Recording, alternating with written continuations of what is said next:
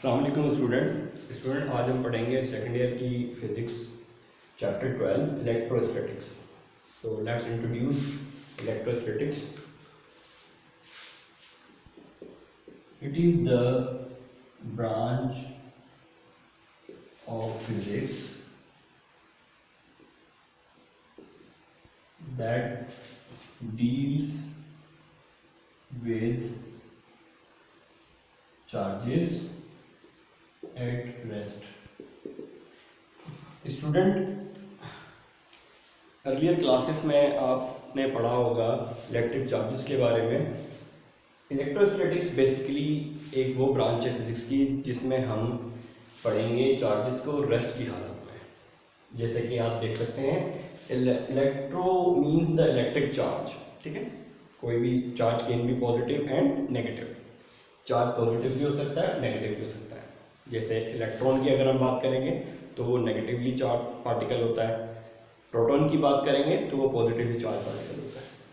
सो charges को अगर हम रेस्ट की हालत में स्टडी करेंगे तो वो इलेक्ट्रोस्टैटिक्स कहलाता है। इलेक्ट्रो मीन्स चार्ज, स्टैटिक का मतलब rest. So let's discuss the electrostatics. So first of all, after the introduction, we will discuss the Coulomb's law. 12वीं में जो है 12वां चैप्टर है उसमें सबसे इम्पॉर्टेंट जो है कूलम्स लॉ पढ़ा जाता है। उसके बाद फिर electric field intensity, electric lines of force, electric flux वगैरह वगैरह। तो चलें हम कूलम्स लॉ को पढ़ते हैं, ठीक है।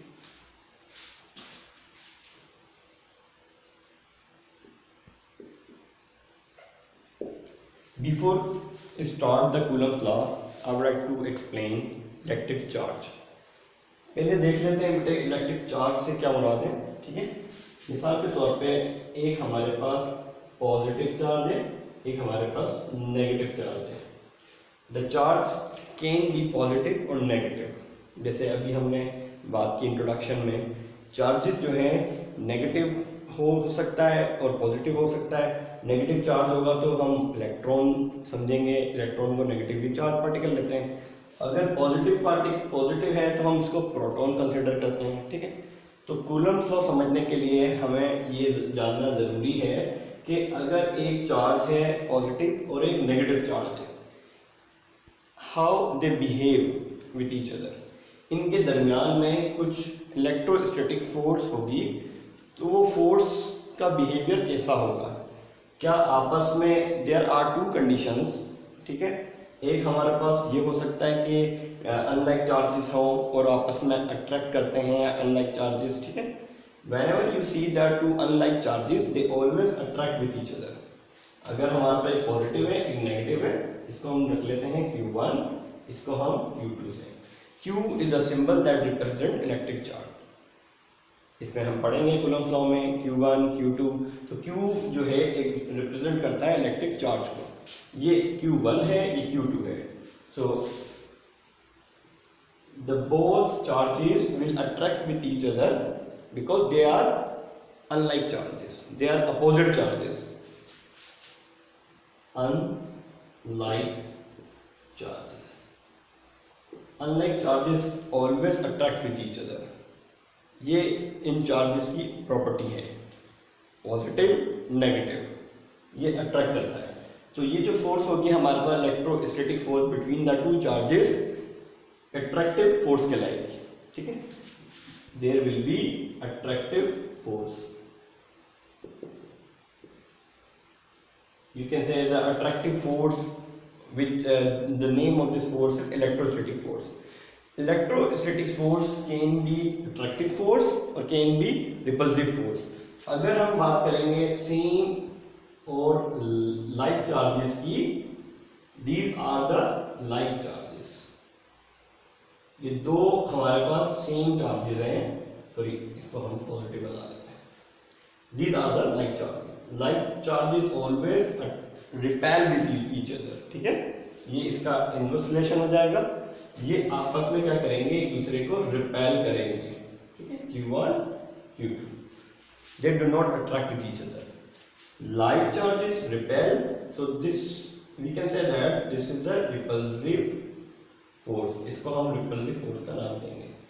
अब ये एक तरफ हम देख रहे हैं अट्रैक्टिव फोर्स, दूसरी तरफ हम देख रहे हैं रिपल्सिव फोर्स। तो दोनों फोर्सेस का नाम हम देंगे, इन दोनों फोर्सेस को हम कह सकते हैं electrostatic force, electrostatic force between 2 point charges. Coulomb's law explain करता है 2 पॉइंट चार्जेस के दरमियान में जो इलेक्ट्रोस्टैटिक फोर्स होगी उसको एक्सप्लेन करता है। Electrostatic force is always directly proportional to the magnitude of the charges. कुछ ऐसा पढ़ेंगे कूलम्स लॉ के। Okay, let's discuss the Coulomb's law. Coulomb actually was a scientist, एक साइंटिस्ट का नाम था कूलम। जैसे न्यूटन हम पढ़ते हैं न्यूटन्स लॉ, कूलम्स लॉ मतलब कूलम्स ने। Augustin de Coulomb was a French scientist who explain the relation between electrostatic force and charges and the distance between the two charges. Coulomb's law ने ये बताया, ये जो हम बिहेवियर देख चुके हैं यहाँ पर, attractive force, repulsive force, same charges होंगे तो रिपेल करेंगे, अपोजिट चार्ज होंगे तो वो अट्रैक्ट करेंगे, ये सब हम डिस्कस करेंगे कूलम्स लॉ में। Then you will understand how this electrostatic force is used to attract, how what is the behaviour of this electrostatic force. Actually ये इलेक्ट्रोस्टैटिक फोर्स का बिहेवियर कैसे होता है, ये रिपल्सिव फोर्स भी हो सकती है और अट्रैक्टिव फोर्स भी हो सकती है। ठीक है, ओके। सबसे पहले देखते हैं स्टेटमेंट को। Coulomb explain it states that electrostatic force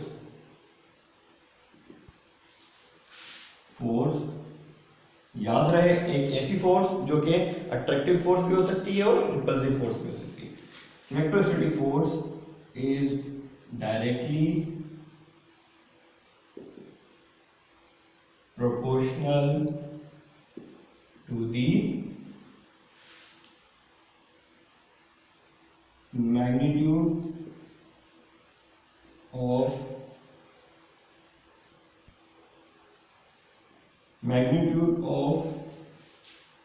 product of two charges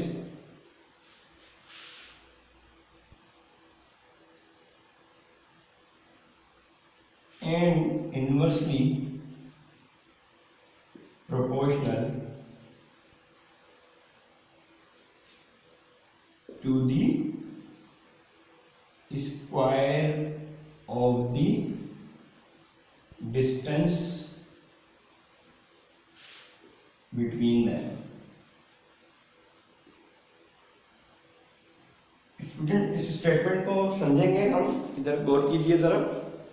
ये क्या बयान कर रही है स्टेटमेंट ये बता रही है हमें कि इलेक्ट्रोस्टैटिक फोर्स जो है वो डायरेक्टली प्रोपोर्शनल है magnitude of product of two charges. ठीक है, टू चार्जेस का जो मैग्नीट्यूड होगा प्रोडक्ट का मैग्नीट्यूड होगा टू चार्जेस का, वो डायरेक्टली प्रोपोर्शनल होगा फोर्स के। इसका मतलब ये है कि अगर हम देखें ये जो F है फोर्स, इलेक्ट्रोस्टैटिक फोर्स, अगर जितना ये चार्ज को हम बढ़ा देंगे Q को, जितना ये इसका चार्ज बढ़ जाएगा मैग्नीट्यूड इसके प्रोडक्ट का, जिसको हम Q1 मल्टीप्लाई Q2 कह सकते हैं। ठीक है, उतनी फोर्स बढ़ जाएगी। अगरचे ये अट्रैक्टिव फोर्स है बिटवीन टू चार्जेस, तो हम कह सकते हैं कि अट्रैक्टिव फोर्स जो है वो ज़्यादा हो जाएगी अगर मैग्नीट्यूड Q1 और Q2 का बढ़ जाएगा, इनका प्रोडक्ट का मैग्नीट्यूड बढ़ जाएगा तो फोर्स भी ज़्यादा होगी। इसका मतलब ये है। ठीक है, अगर अपोज रिपल्सिव फोर्स है, अगर इनका चार्जेस बढ़ जाएगा तो रिपल्सिव फोर्स जो है वो बढ़ जाएगी। इसका मतलब ये है। Inversely proportional of the square of the distance between the two charges का मतलब क्या है? इसका मतलब ये है कि अगर हम ये देखना चाहेंगे, इधर देखिए जरा, अगर हम ये देखें कि अगर फोर्स बढ़ जाएगा तो डिस्टेंस जो है वो कम हो जाएगा। ठीक है, तो फोर्स डायरेक्टली प्रोपोर्शनल किसके है? Q1 Q2। ठीक है। And this force is inversely proportional to the square of the distance between them. दोनों चार्जेस के दरमियान का जो फासला है, अगर अट्रैक्टिव फोर्स ज्यादा हो जाएगी तो फासला कम हो जाएगा। इधर देखिए जरा, मिसाल के तौर पे हमारे पास ये ब्लू मार्कर और ये ब्लैक मार्कर, ये पॉजिटिव चार्ज है, ये नेगेटिव चार्ज है। अगर इसका मैग्नीट्यूड हम बढ़ा देंगे तो ये अट्रैक्ट करेगा, ठीक है, ज़्यादा अट्रैक्ट करेगा। जब ये ज़्यादा अट्रैक्ट करेगा तो दरमियान का जो फासला होगा, स्क्वायर ऑफ द डिस्टेंस, वो कम हो जाएगा। तो इनवर्सली प्रोपोर्शनल हो गया, फोर्स बढ़ गया, अट्रैक्टिव फोर्स बढ़ गई और डिस्टेंस जो है वो कम हो गया। तो इसको हम कहते हैं inversely proportional to the force. Distance between two charges is always inversely proportional to the force, ठीक है। Force is the inversely proportional to the square of the distance between the two charges. बच्चों ये बात दिमाग में रहेगी, ठीक है। चलिए जी, मैथमेटिकली देखते हैं रिलेशन किस तरह हम बना सकते हैं इसको। लेट्स सी, ये बात तो समझ में आ गई। बिहेवियर क्या होता है फोर्स का, इलेक्ट्रोस्टैटिक फोर्स, अट्रैक्टिव फोर्स भी हो सकती है और रिपल्सिव फोर्स भी हो सकती है, ठीक है। इधर देखिए, मैथमेटिकली फॉर्म देखते हैं हम। Mathematically force is directly proportional to Q1 Q2, product of Q1 and Q2। दोनों चार्जेस का मैग्नीट्यूड का जो प्रोडक्ट है वो डायरेक्टली प्रोपोर्शनल है इलेक्ट्रोस्टैटिक फोर्स के, और इनवर्सली प्रोपोर्शनल है आपस के डिस्टेंस के। Square of the distance between two charges, दो चार्जेस के दरमियान का जो डिस्टेंस होगा उसका स्क्वायर, ठीक है, इनवर्सली प्रोपोर्शनल है फोर्स के। सो हम इसको ऐसे लिख सकते हैं मर्ज करके, Q1 Q2 over R square. So we can understand the relation now. Force is directly proportional to Q1 and Q2 divided by R square, inversely proportional to the distance, square of the distance between two charges. So हम remove कर सकते हैं इसको. We must take the constant here. क्या constant ले लेंगे? बिल्कुल ऐसे ही जैसे हम मास कांस्टेंट लेते हैं, न्यूटन्स का लॉ पढ़ते हैं, तो यहाँ पर कूलम कांस्टेंट आ जाएगा। A is a coulomb constant. एक बात याद रहे कि ये हमने जो कांस्टेंट लिया, K constant, the value, there will be some value of this constant. हर कांस्टेंट की एक वैल्यू होती है, तो इसकी जो वैल्यू है that is 9 × 10 power 9, 9 × 10 power 9 newton metre square पर कूलम स्क्वायर। 8.9 समथिंग लेते हैं, तो राउंड ऑफ करके हम 9 × 10 पावर 9 ले सकते हैं। But the value of the K, ठीक है, it's value depend on the medium. K की जो वैल्यू है वो मीडियम पे डिपेंड करती है, ठीक है। अगर मीडियम डिफरेंट होगा, अगर हम बात करें कि फ्री स्पेस की, ठीक है, कि जो इनके दरमियान में जो फ्री स्पेस है, कूलम्स ने जब एक्सप्लेन किया था इसको, तो उसने फ्री स्पेस को लिया। फ्री स्पेस से मुराद वैक्यूम, जहाँ पे फोर्स ज़्यादा जो है वो जो है कमज़ोर नहीं होगी, वीक नहीं होगी। फोर्स के दरमियान में जो हमारे पास जो ये दो चार्जेस हैं, इन चार्जेस के दरमियान में जो वैक्यूम की अगर हम बात करेंगे कि इनके दरमियान में वैक्यूम है, ठीक है, वैक्यूम। तो इसका मतलब है कि ज़्यादा मुतासिर नहीं होगी इलेक्ट्रोस्टैटिक फोर्स जो है, वो वैक्यूम जो है वो मुतासिर नहीं करेगा इस फोर्स को, ठीक है। तो इसलिए हमने सबसे लाइट जो है मीडियम की बात की, जो कि मीडियम क्या है, वैक्यूम है। समटाइम एयर की बात करते हैं, वैक्यूम को हम एयर भी लेते हैं। तो इसमें जो वैल्यू होगी के ही वो होगी 9 × 10 पावर 9। सो कैसे इस वैल्यू को आप ड्राइव भी कर सकते हो, there is a formula for the K, ठीक है, इसकी इक्विवेलेंसी है हमारे पास। तो कैसे करेंगे देखिए ज़रा। उम्मीद करते हैं ये आपको बात समझ में आ गई स्टूडेंट। तो हम आगे चलते हैं, कंटिन्यू करते हैं। How we can obtain the value of K 9 × 10 power 9, ठीक है। इसको कैसे निकालेंगे, बहुत आसान है, कोई मुश्किल नहीं है।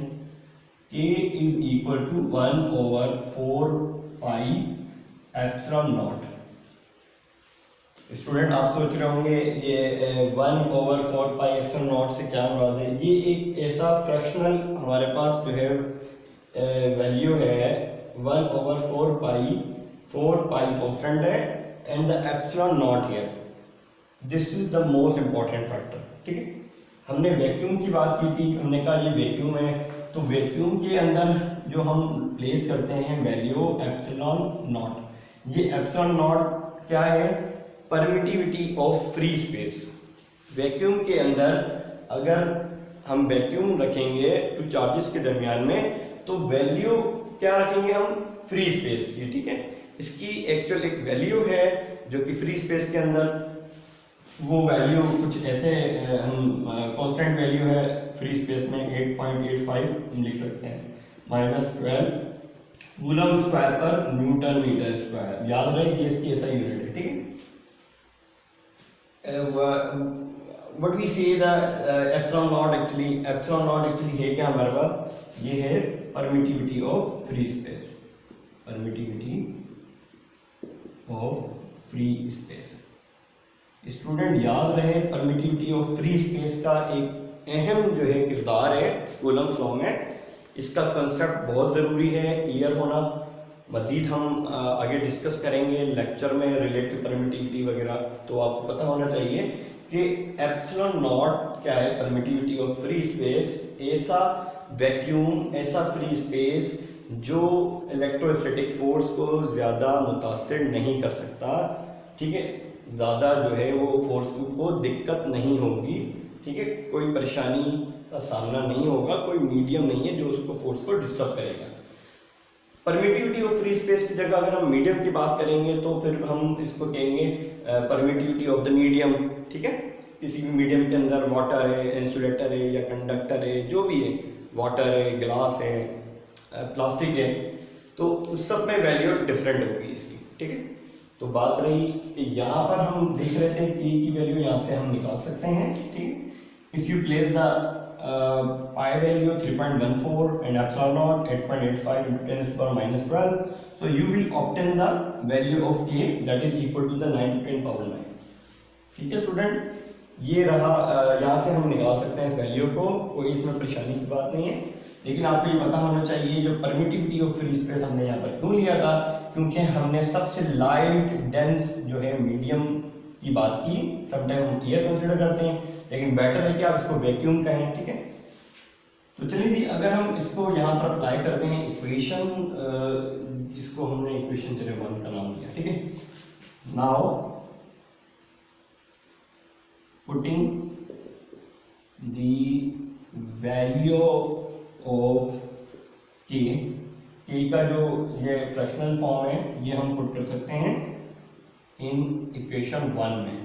ठीक है बेटे, तो इक्वेशन 1 में हमने पुट किया तो फोर्स क्या बन जाएगी, 1/, यहाँ पर हम रख देंगे 1/4π epsilon naught Q1 Q2 over R square। This is the force that is between Q1 and Q2। ठीक है, ये फोर्स किस तरह की हो सकती है, अट्रैक्टिव फोर्स भी हो सकती है और रिपल्सिव फोर्स भी हो सकती है। तो student force is a vector quantity, तो इसके लिए हम यूनिट वेक्टर लगा सकते हैं इसके वेक्टर फॉर्म को बनाने के लिए। So F 1/4π epsilon naught Q1 Q2 over R square, this is a unit vector small r and this is vector form of this equation। Thank you very much. इंशाल्लाह उम्मीद है इंशाल्लाह अगले लेक्चर में मज़ीद हम डिस्कस करेंगे इलेक्ट्रिक फील्ड को, फील्ड इंटेंसिटी क्या होती है, इलेक्ट्रिक लाइंस ऑफ फोर्स क्या होता है। सो इंशाल्लाह ज़रूर देखिएगा। Thank you.